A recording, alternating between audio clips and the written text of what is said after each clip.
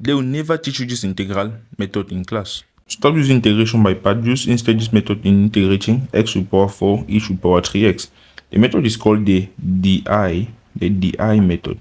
D being differentiation and I being integration. Okay, what happens when you have this function? The thing is that you need to find the one that you're going to differentiate to come out with a constant, and the other one you're going to integrate onto infinity.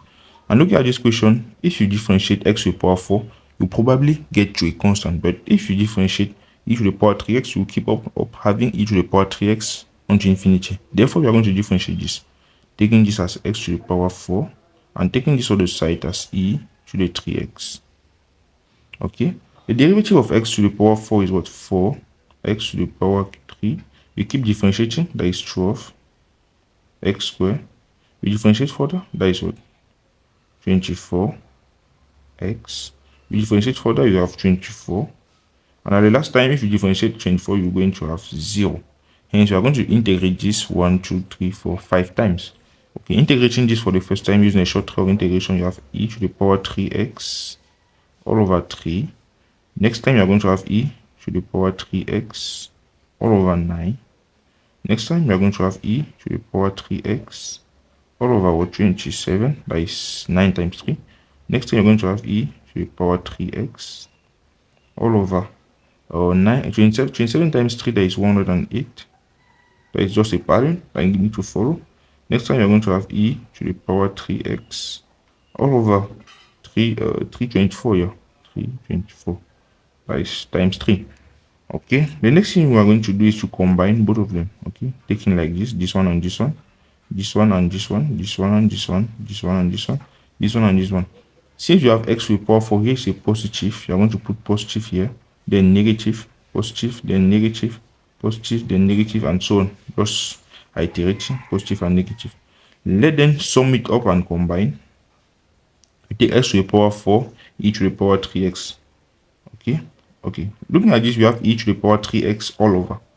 Okay, therefore our answer will be equal to what? E to the power 3x. We put this outside.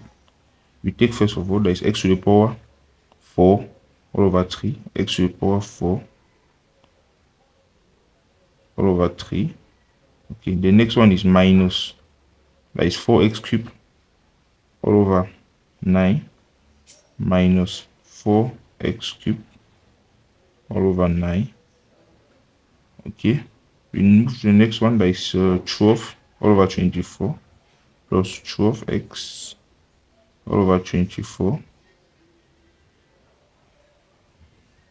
all over 27. Sorry, here is 27. We move to the next one.